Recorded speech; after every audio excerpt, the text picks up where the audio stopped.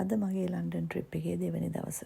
උදේ පාන්දරම නැගිටලා ඊයේ ගෙනාපු කෑම වලින් ඉක්මනට බ්‍රේක්ෆාස්ට් එක ලෑස්ති කරලා කට්ටියම ඉක්මනට කාලා මේ අපි ලෑස්ති වෙන්නේ උදේ පාන්දරම කැම්ඩන් වල ඉඳන් වෙස්ට්මිනිස්ටර් වලට යන්න.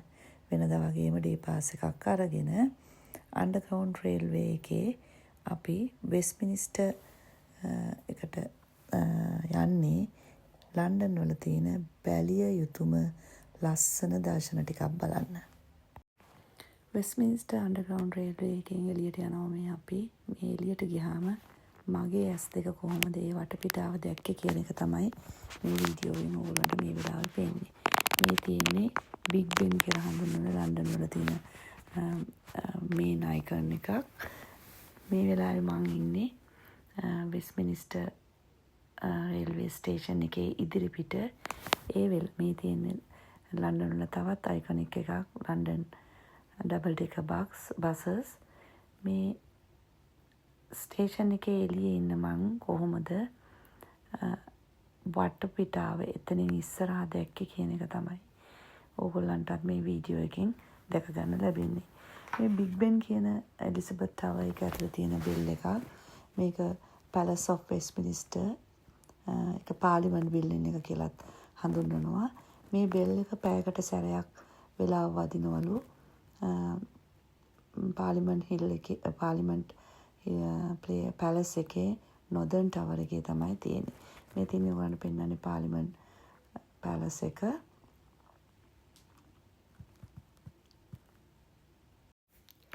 ඩබල් ඩෙකර් බස් ලන්ඩන් වල ලස්සන තවත් වැඩි කරන තවත් ලස්සන දර්ශනයක්.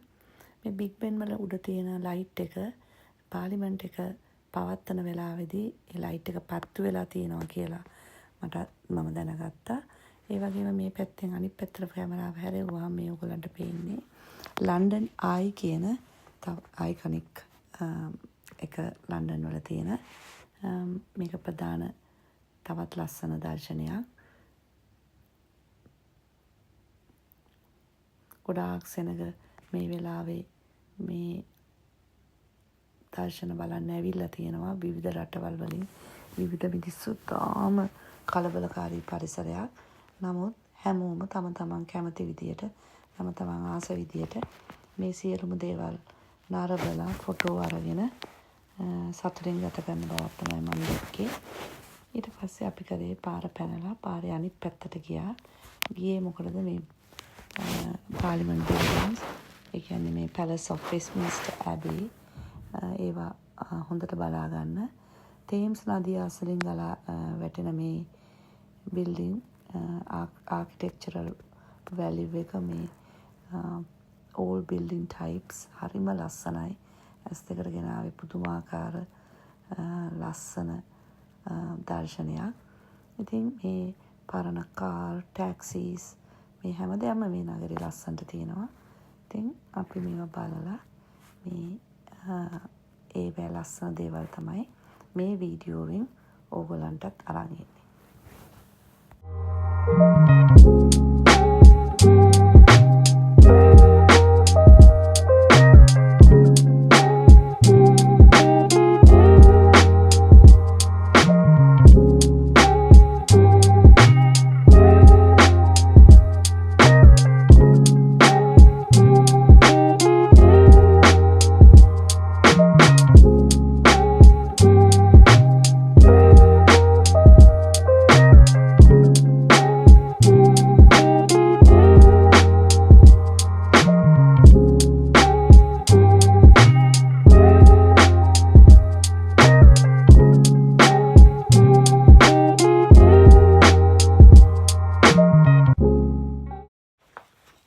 ඉතින් ඊළඟට අපි ආයි ඩබල් ඩෙකර් බස් එක නැගලා අපි මේ නගරය වටේ ඇවිදින අවස්ථාවක්.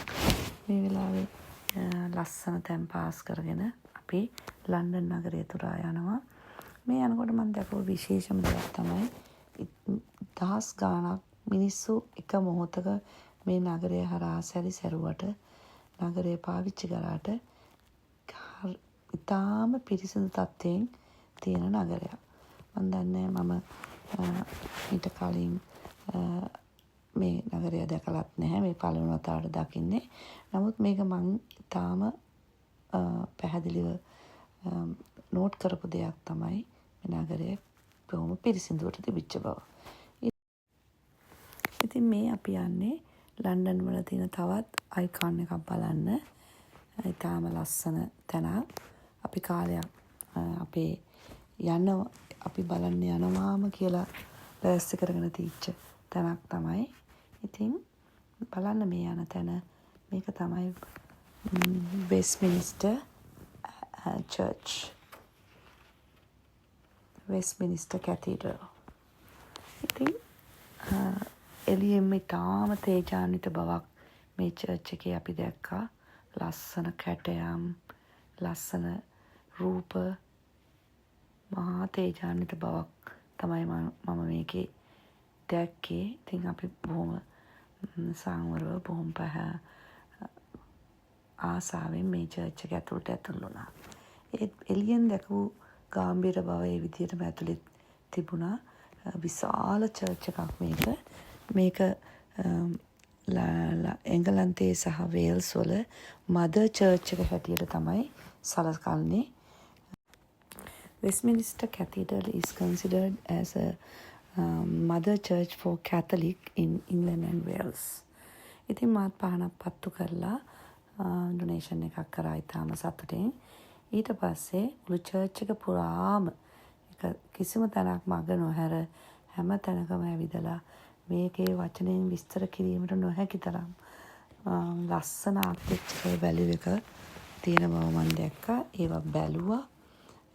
මේවා මගේ ඇස් දෙකෙන්ම බලා ගන්න ලැබීම ගැන මම වාසනාවන්තයි කියලා මට හිතුණා. ඒ වගේම මේවා ඔයාලටත් බලන්න අරන් එන්න මම මහන්සි වුණේ.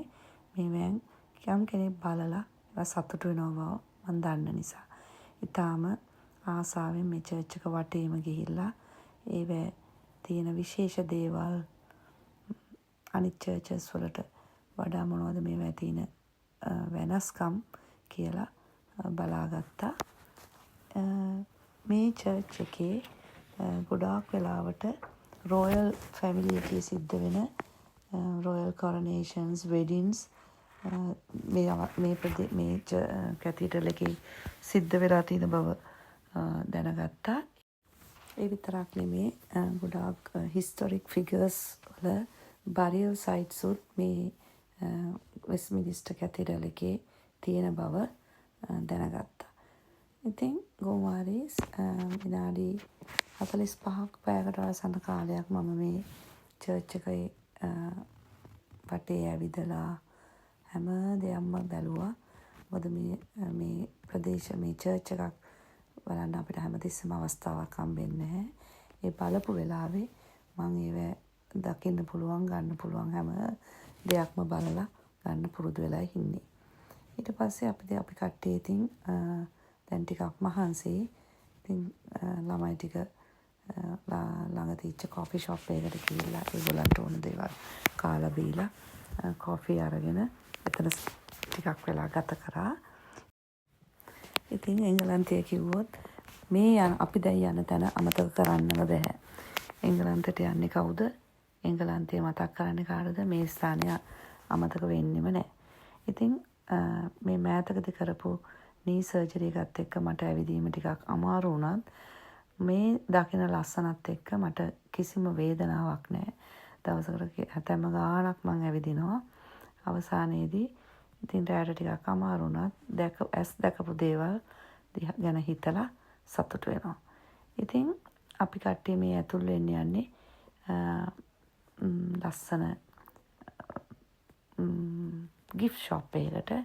ඇත්තටම මම මේකට ගියේ මේ අපි ඊළඟට බලන්න යන තැන මතක් වෙන්න පුංචි ස්වර්ණිය එකක් ගන්න. ලස්සන බඩු මෙතන තියෙනවා, ලස්සන දේවල්. නමුත් ඒකක්වත් ගන්න ගියේ නැහැ. නමුත් මෙන්න මේ ස්ථානය මතක තියාගන්න මම ලස්සන ස්වර්ණිය එකක් එතනින් ගත්තා. බකින්හැම් පැලස් ස්වර්ණිය ෂොප් එකේ. දැන් මේ අපි ඉන්නේ බකින්හැම් පැලස් එක ඉස්සරහා. මේ වටේට පේන්නේ ඒ ගේට්ටුව ඉස්සරහා හිටගත්තාම මම කොහොමද වටේ දැක්කේ කියලා එක පෙන්වන විදියට. මෙන්න මේක තමයි දැන් චාල්ස් කුමාරයාත් එයාගේ ප්‍රින්සස් එක්ක ගෙවන තැන් ජීවත් වෙන තැන. The official residence of the British monarch. ඉතින් මේ ස්ථානයේ තියෙන ස්ටේට් රූම් එකයි තව ගාඩ් සෙරමනි එක කියන්නේ changing of guards දකින්න පුළුවන් ඒ සෙරමනි එක ටිකට් එකක් අරන් බලන්න යන්න පුළුවන් කියලා අපි දැනගත්තා. නමුත් ඒක සිද්ධ වෙන්නේ සම එකේදී. අපි මේ ඇවිල්ලා තියෙන කාලේදී ඒක සිද්ධ වෙන්නේ නැහැ. මේ තියෙන්නේ ඒ බකින්හම් පැලස් එකට ඉස්සරහින් තියෙන Queen Victoria සම්බන්ධ ඒගොල්ලන්ගේ ස්ටැචුස්. මෙතන මෙන්න මෙතන ඉස්සරහා ඉඳගෙන මම දැන් ඔයගලන්ට කොහොමද මුළු බකින්හම් පැලස් එක වටේට ඒ දර්ශනය ගේන්නේ කියලා එක තමයි වීඩියෝ එකක් තමයි මේ පෙන්වන්නේ. මේ මම මගේ කැමරාව දිගට බලන් ගියාම කොහොමද ඒ ප්‍රදේශයේ වටේ ඔයගලන්ට පේන්නේ කියලා තමයි මේ පෙන්වන්නේ.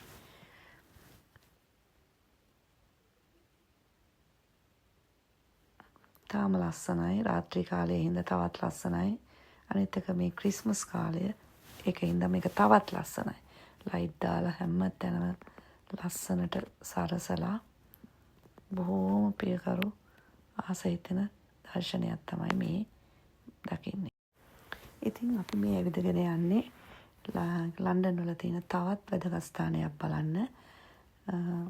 ඇවිදින්න නම් ඉවරයක් නෑ. කකුල් රිදෙනවා මට. මේක හැබැයි එදාම දවසේ නෙමෙයි සිද්ධ වුණේ. ඊට පහුවෙන්ද දවසේ. ඉතින් මේ අපි බලන්න යන්නේ London Bridge. London Bridge is falling down, falling down, falling down. London Bridge is falling down, my fair lady.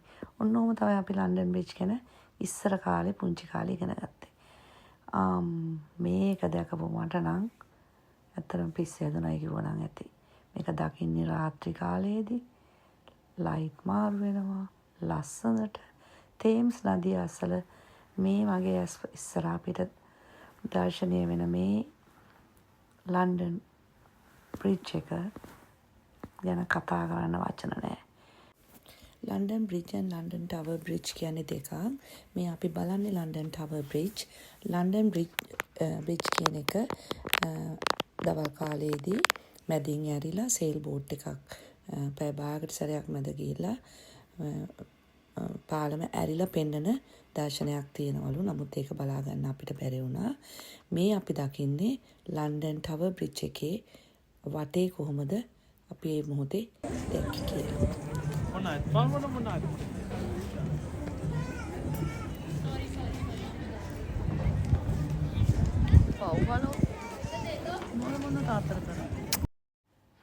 ළමයි සේනකත් එක්ක විහිළු කරන අතරේ මම ඉතින් හිමින් සැරේ ලස්සන වීඩියෝ ටිකක් අරගෙන මේ පරිසරය මගේ පාඩුවේ තනියම රස වින්දා. දුව ලස්සනක් තියෙන්නේ. ඉතින් ඔන්න ඔය විදිහට තමයි අපි මේ පහුගිය දවස් 2-3 ලන්ඩන් නගරයේ සැරිසැරුවේ ගේන්න පුළුවන් කාලයත් එක්ක සසඳනකොට ගේන්න පුළුවන් අවම කාලෙකින් තමයි මම මේ වීඩියෝ ටික ඔයගලන්ට අරන් ඉන්නේ.